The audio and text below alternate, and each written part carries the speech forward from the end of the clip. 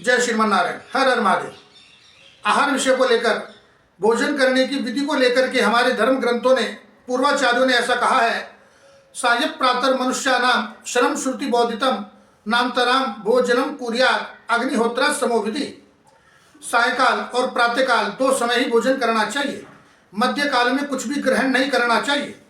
यह विधि अग्निहोत्र के समान है, अग्निहोत्र के समान फल देने वाली है।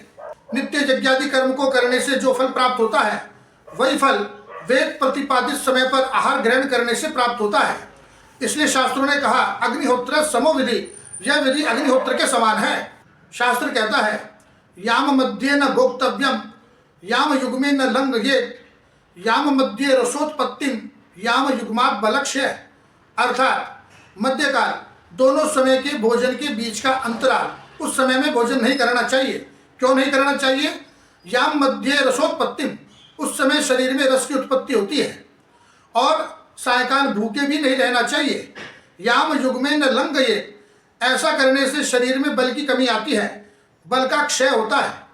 इसलिए समय से भोजन करना चाहिए। सुबह और शाम दो समय भोजन करना चाहिए। मध्यकाल में कुछ भी ग्रहण नहीं करना चाहिए। अन्न से ही शरीर की पुष्टि होती है, पर अन्न को ग्रहण करने की कौन सी विधि श्रेष्ठ है, यह विचारणीय है। हमें किस विधि से उस अन्न को, उस भोजन को ग्रहण करना है, यह विचारणीय है। प्रातःकाल और सायकाल के भोजन में लगभग 6-7 घंटे का अंतर रखना चाहिए, ताकि शरीर में रस का परिपाक भलीभांति हो सके। इससे अधिक विलंब भी नहीं करना चाहिए। ऐसा नहीं करना चाहिए कि सुबह भी कुछ नहीं खाया और शाम को भी कुछ नहीं खाया। शाम को कुछ ना कुछ अवश्य ग्रहण करना चाहिए। ऐसा न करने पर संचित किए हुए बल का क्षय होता है, ऐसा शास्त्र कहता है।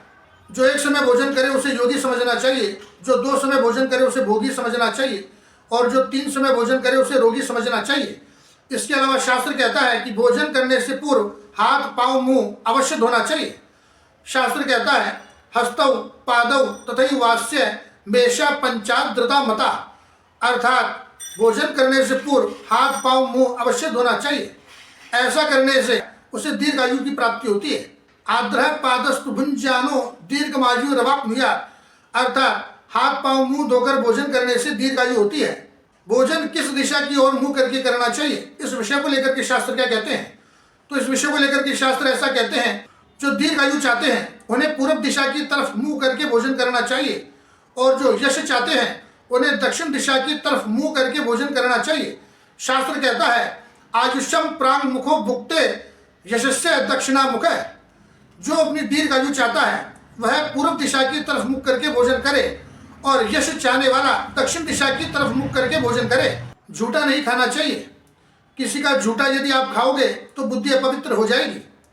पर जो पवित्र हैं, परमहंस हैं, ऐसे महापुरुषों का झूठा प्रसाद यदि मिल जाए तो बुद्धि शुद्ध हो जाती है। झूठा खाने से बुद्धि भ्रष्ट भी होती है और बुद्धि शुद्ध भी होती है।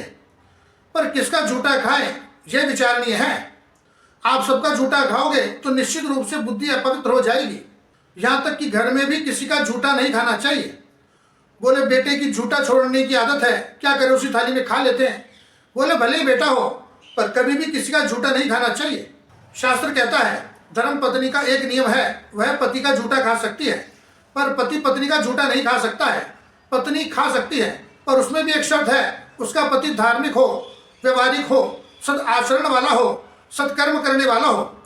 यदि पति बुरा है, बुरा आचरण करने वाला है, दुर्व्यसनों से ग्रस्त है, तो ऐसे पति का झूठा नहीं खाना चाहिए।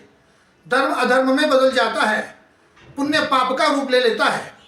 जय श्रीमन नारायण। हर हर महादेव।